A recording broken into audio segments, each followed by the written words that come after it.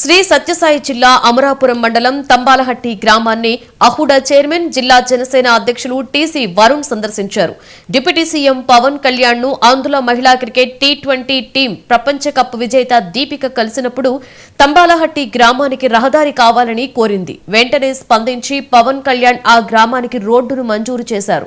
అంతేకాకుండా ఆ కుటుంబ స్థితిగతులను పరిస్థితులను విచారించి కావలసిన సామాగ్రిని నిత్యావసర సరుకులను అందజేయాలని ఆదేశించారు.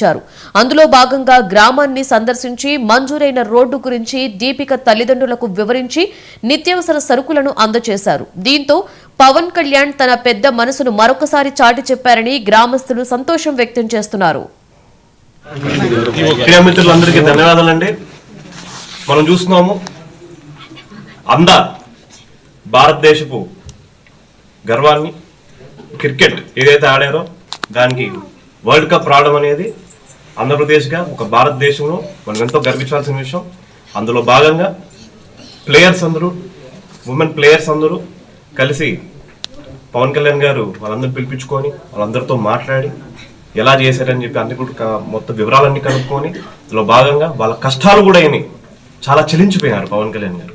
ఎందుకంటే ప్రైజ్ మనీతో వచ్చిన డబ్బులతో మేము మా కుటుంబాలను పోషించుకుంటున్నామని వాళ్ళు చెప్తుంటే పవన్ కళ్యాణ్ గారు చెల్లించిపోయారు. అందులో భాగంగా కెప్టెన్, ఆ జట్టు కెప్టెన్, ఆ team players captain Deepika TC ఇక్కడ మడకశిర ప్రాంతం నుంచి ఉన్న అమ్మాయి. సో చాలా గర్వకారణం రాయలసీమకు కూడా, అదేవిధంగా భారతదేశానికి కూడా. సో అందులో భాగంగా పవన్ కళ్యాణ్ గారు అమ్మాయితో చర్చించినప్పుడు ఎన్నో సమస్యలని, ముఖ్యంగా మొదటిగా రోడ్.